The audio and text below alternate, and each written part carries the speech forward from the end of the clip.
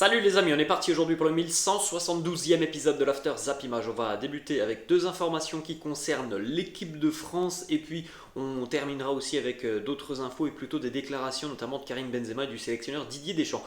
Premièrement, on souhaite un très joyeux anniversaire à un homme qui a été très important lors du Mondial 2018.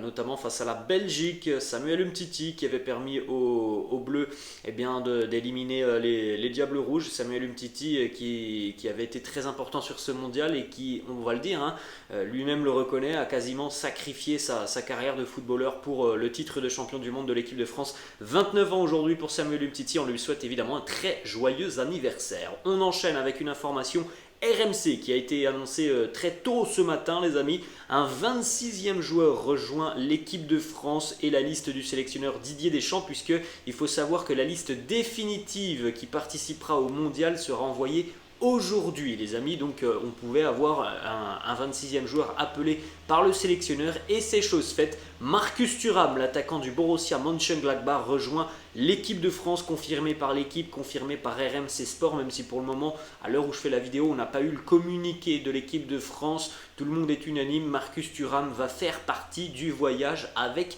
les Bleus. On continue les amis avec cette fois-ci des informations qui vont concerner les championnats nationaux. On va démarrer en Ligue 1, un match spectaculaire hier du côté de Louis II.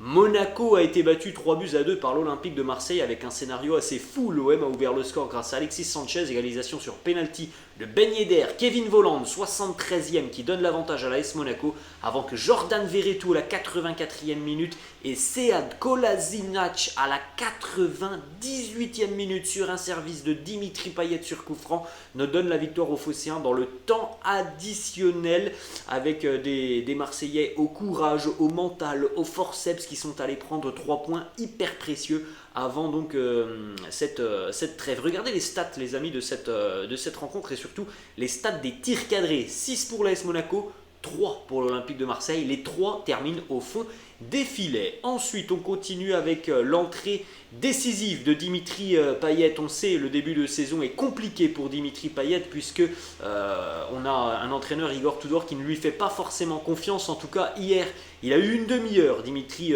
Payet, et il a été hyper décisif.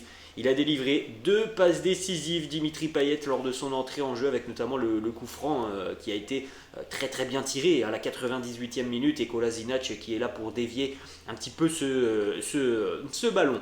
Malheureusement les amis, du côté de l'Olympique de Marseille, on retient la victoire mais on retient aussi cette terrible information à la 57e minute. Regardez le cri qui fait froid dans le dos d'Amin Harit qui devait donc participer à la Coupe du Monde. Je ne vous ai pas montré l'image de son genou les amis, bon, si ça vous intéresse vous pouvez la retrouver sur les réseaux sociaux. C'est terrible pour Amin Harit. Regardez aussi les réactions que l'on a eues des joueurs sur le terrain, voire même en dehors. Vous avez Fofana, vous avez Dimitri Payet, tout le monde a l'air choqué de la blessure de Amin Harit. Et on a une déclaration par exemple les amis d'Amin Harit qui a été sélectionné avec le Maroc en début de semaine, et il y a 48 heures Amin Harit nous confiait son envie de ne pas penser au mondial pendant ce match face à Monaco. Il nous disait il faut entrer dans les duels à 100% et ne pas penser à la Coupe du Monde. Elle arrivera après, si on doit la faire tant mieux, si on doit se faire mal au dernier match c'est le destin qui confessait Amin Harit, mais il n'y aura pas de retenue, on va jouer à 100%. Il l'a fait lors de cette rencontre et sur un duel somme toute assez normal avec Axel Disasi, cette terrible blessure pour Amin Harit les amis. On va pas se mentir, même si on n'a pas de diagnostic exact. Voilà, je pense qu'il y a même plus 1% de chance de voir Amin Harit disputer le mondial. Et en plus de ça, il disputera certainement pas le mondial et ça semble être très très grave, la blessure d'Amin Harit. Donc il devrait être éloigné des terrains pendant de nombreuses semaines, voire de nombreux mois. C'est terrible. Terrible évidemment pour les Lions de l'Atlas et terrible aussi pour Amin Harit. On enchaîne les amis du côté du Parc des Princes. Le PSG recevait l'AJ Auxerre avant de libérer évidemment toutes ses stars. Le PSG s'était imposé 5-0 face à la JA, Kylian Mbappé, Soler, Hakimi, Renato Sanchez et le premier but aussi sous les couleurs du Paris Saint-Germain pour Hugo Ekitike. Petite information, en première mi-temps le PSG n'a tenté que 2 tirs sur l'ensemble de la première mi-temps hier face à Auxerre. Plus faible total à la pause d'un match de Ligue 1 pour le Paris Saint-Germain depuis le 23 mai 2021. C'était face à Brest lors des dernières journées de l'année passée. Voilà, il n'y avait pas une énorme intensité sur la première mi-temps. Tout le monde avait peut-être aussi déjà un petit peu la tête vers la Coupe du Monde. On regarde donc les amis le total de points du PSG pour le moment qui totalise donc plus de 41 points donc, après 15 journées de championnat. Il n'y a eu que 5 équipes qui ont totalisé dans l'histoire du championnat plus de 40 points après 15 journées. 5 fois ça a été le Paris Saint-Germain. Les amis, cette année c'est 41 points pour le PSG. Ensuite, on enchaîne avec cette fois-ci l'entrée d'Hugo Ekitike, entré à la 75e, passeur décisif à la 81e pour Renato Sanchez, buteur à la 84e, il est allé chercher son but lui-même en récupérant le ballon dans les pieds d'un défenseur auxerrois. Il a d'ailleurs été bisuté après par tout le groupe parisien qui est venu lui mettre des petites tapes amicales sur la tête alors qu'il était par terre, parce que tout simplement c'est son premier but sous ses nouvelles couleurs. La déclat d'Hugo Ekitike qui nous dit beaucoup d'émotions, sachant que je le marque au parc. Ça me délivre, même si j'aime pas dire ça, c'est quelque chose que j'attendais. Les hauts et les bas, ça fait partie du foot, de ma carrière. Quand tu es dans les bas, tu travailles. Je n'ai pas lâché. Hugo Ekitike qui nous dit aussi, devant moi, j'ai les 3 meilleurs joueurs au monde. Il faut que je sois patient et que j'observe. Je pense que j'ai à apprendre. On enchaîne les amis avec une petite information donc aussi sur le PSG qui termine en tête du championnat avec 5 points d'avance pour le moment sur Lens. Le PSG est aussi la meilleure attaque du championnat avec 43 buts, 12 buts d'avance sur la deuxième meilleure attaque de Ligue 1. Le PSG est aussi la meilleure défense avec 9 buts encaissés. On va dire que la première partie de saison de Christophe Galtier a été réussie. On enchaîne et on termine avec une dernière information du côté du PSG. Hier, Christophe Galtier a bel et bien confirmé ce dont on avait parlé hier. Le club est en train de discuter actuellement avec Marco Verratti pour signer un nouveau contrat. Et les discussions sont très bien avancées, ça va dans le bon sens. Il fait partie de nos plans pour l'avenir. Et Galtier qui nous dit, je pense que Marco est très content d'être ici à Paris. On enchaîne les amis avec cette fois-ci les résultats du multiplex de 15h. Nantes-Ajaccio 2 partout, victoire de Lille 1-0 face à Angers. Montpellier-Reims 1 partout, Brest a battu 3 sur le score de 2-1. On va aller du côté de la Beaujoire où Nantes a été tenu en échec par la CA 2 partout. Les Nantais au forceps se sont revenus en fin de rencontre, ils ont été menés 2-0 dans cette rencontre. Tout s'est passé d'ailleurs en seconde mi-temps. Belaïli et Romain Hamouma avant que Ludo Blas et Simon ne marquent côté nantais. Regardez les stats de Youssef Belaïli du côté de l'ACA. Il est arrivé il y a quelques semaines, Belaïli. 5 matchs, 3 buts, 4 passes décisives pour l'international algérien. Une petite déclat d'Antoine Comboiré côté nantais. Alors on a souvent loué le parcours européen du FC Nantes, mais c'est vrai qu'en Ligue 1 c'est difficile pour les Canaries. Antoine Comboiré qui nous dit aujourd'hui on a 13 points, c'est catastrophique, j'ai honte. Il nous a dit hier la seule chose que l'on peut louer c'est le public, mais aussi notre force pour revenir dans cette rencontre. Mais la première partie de saison est catastrophique pour nous. On regardera le classement les amis dans quelques instants. Petite banderole que l'on a vue aussi hier du côté de la Brigade Loire à Nantes. Message visé envers tout simplement le président de la Fédération Française de Football, Noël Le Graët. Tu ne vois pas le souci avec le Qatar 2022 ou les abus sexuels de la Fédération Française de Football, mais pour toi, ceux qui allument des fumigènes sont des criminels à la retraite vieux séniles. On continue avec une petite stat les amis du côté de Strasbourg. Le Racing a été tenu en échec hier par Lorient 1 partout, pourtant les Alsaciens méritaient mieux. Sur cette rencontre, à noter un but de Terem Moffi côté lorientais, son 10e but cette saison déjà, Terem Moffi. Vous pouvez jeter un petit coup d'œil les amis au classement donc, de la Ligue 1, c'est la trêve, 15e journée. Le PSG est donc en tête du championnat avec 41 points, Lens 36, Rennes 31, Marseille 30, Lorient 28, Monaco 27, Lille 26, le trou Lyon 21, en bas de tableau Angers est bon dernier avec 8 points, Strasbourg 11 points, Auxerre, Ajaccio et Auxerre 12 et 13 points. C'est très serré en bas de tableau les amis, surtout que l'on sait, il y a 4 descentes cette année de Ligue 1 vers la Ligue 2. Direction l'Angleterre les amis, un résultat important. Manchester United s'impose hier 2-1 du côté de Fulham. Une nouvelle fois les Red Devils s'imposent dans le temps additionnel ça devient une marque de fabrique. Des hommes d'Eric Ten Hag, c'est arrivé déjà pas mal de fois cette saison, que ce soit en Europa League mais aussi en championnat. Christian Eriksen avait ouvert le score à la 14e, Daniel James, ancien mancunien, égalise à la 61e, et le jeune Alejandro Garnacho donne la victoire à Man U à la 93e minute. Premier but sous ses nouvelles couleurs pour Daniel James avec Fulham, c'est face à son ancienne équipe de Manchester United. A noter que Christian Eriksen a inscrit hier son premier but aussi avec les Red Devils, son 53e but en carrière en Premier League et le 150e but de sa carrière au total. Autre petite image les amis, l'histoire est magnifique pour Garnacho qui depuis quelques semaines est en train de se faire une place au soleil tout simplement du côté des Red Devils et il répond surtout sur le terrain en étant régulièrement décisif.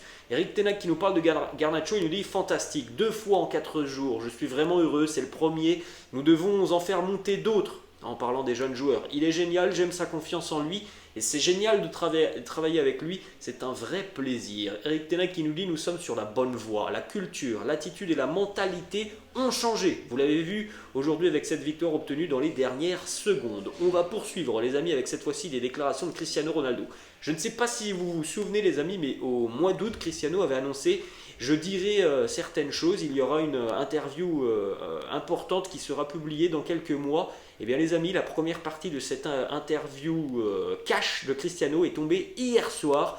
Vous avez déjà par exemple la une du quotidien anglais, le Sun, qui nous fait cette une avec Cristiano. Et les mots, ce sont les mots de Cristiano. United have betrayed me. Manchester United m'a trahi, ils m'ont manqué de respect. D'autres déclats, les amis de Cristiano. Il nous dit je me sens trahi, je n'ai pas de respect pour Eric Ten Hag car il ne montre aucun respect pour moi. Si tu n'as pas de respect pour moi, je ne montrerai jamais de respect pour toi. Vous voyez les amis, c'est très tendu. On le savait, mais on ne savait peut-être pas que c'était tendu à ce point entre Cristiano et Eric Ten Hag. Cristiano qui nous dit ma fille de 3 mois a été hospitalisée au mois de juillet. J'ai donc raté le début de la pré-saison. J'ai été blessé parce que la direction du club ne m'a pas cru. Autre déclat de Cristiano sur l'arrivée de Rangnick la saison passée, il nous dit « Je ne savais même pas qui était Ralph Rangnick. Je ne sais pas ce qu'il se passe ici à Manchester depuis le départ de Sir Alex Ferguson. Le club n'a pas évolué. Zéro progrès. Sir Alex, lui, sait mieux que quiconque que le club n'est pas sur la voie qu'il mérite. » Ces déclarations, il y en a eu d'autres, il y en aura encore une autre salve mercredi. Donc voilà, vous l'avez bien compris les amis, je pense qu'on ne reverra pas Cristiano jouer sous les couleurs de Manchester United. Voilà, là, les déclarations que l'on a, à mon avis, c'est départ pour Cristiano Ronaldo au mois de janvier de Manchester United. Il n'y a plus d'alchimie tout simplement entre Cristiano et les dirigeants, entre autres, de Manchester United. Il a dit oui, c'est en partie Eric Ten Hag, mais il y a aussi d'autres personnes dans le club qui ne voulaient plus de moi. Bref, ce sont des déclarations cash de Cristiano qui visiblement a donc scellé son avenir et ne rejouera plus avec les Red Devils. On verra ça au mois de janvier après le mondial. On jette un coup d'œil des amis au classement de l'APL après la 16e journée. Arsenal finira donc en tête devant Manchester City, Newcastle, Tottenham, Manchester United, Liverpool en bas de tableau, Wolverhampton, Southampton et Nottingham Forest. Direction l'Italie, les amis, la victoire de la Juve qui enchaîne 3-0 face à la Lazio. Doublé pour Moïskine, un but aussi pour Arak Milik, a noté une nouvelle passe D de Adrien Rabiot. Moïskine a marqué 4 buts sur ses 4 derniers matchs de championnat. C'est autant que sur ses 35 matchs précédents où il avait inscrit 3 réalisations. La Juve qui enchaîne un 6e clean sheet consécutif en Serie A pour la première fois depuis décembre 2018. C'était aussi à l'époque avec Max Allegri. Tant mieux, la Juventus est en train de trouver de la stabilité défensive en Serie A. Maintenant, comme je l'ai déjà dit les amis il y a quelques jours, voilà, en ce qui concerne le jeu turinois, je ne suis pas satisfait. Je pense que les supporters turinois ne sont pas non plus satisfaits de ce qu'ils voient. Bon, la Juve a eu des blessés, on verra ce qui se passera sur la seconde partie de saison.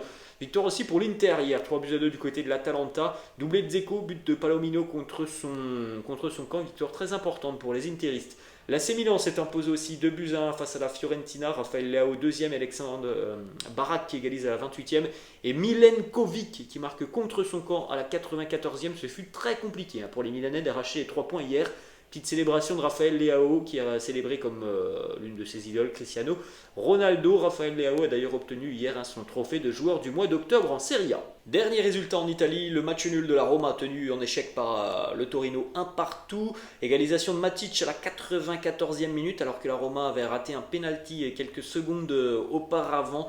Vous pouvez jeter un petit coup d'œil les amis au classement de la Serie A, hein. Le Napoli très loin en tête devant l'AC Milan, la Juve qui est tout de même présente, hein. C'est fou hein, quand on voit la première partie de saison turinoise de les voir quand même troisième devant la Lazio et l'Inter. On continue les amis avec cette fois-ci des déclarations autour de l'équipe de France. Premièrement Karim Benzema qui nous dit on aime jouer au foot, tout le monde aime jouer au foot et ça ne s'arrête jamais. C'est ça le problème, c'est qu'on n'est pas des machines, il faut toujours être à 100% et jouer tous les 3 jours. À un moment il y a des blessures, c'est obligatoire. 2 autres déclarations de Karim, les amis. La première, il nous dit j'ai pris soin de moi, je serai apte et présent pour la sélection, donc non, pas de problème. Je serai bien focalisé et concentré sur ce que je dois faire.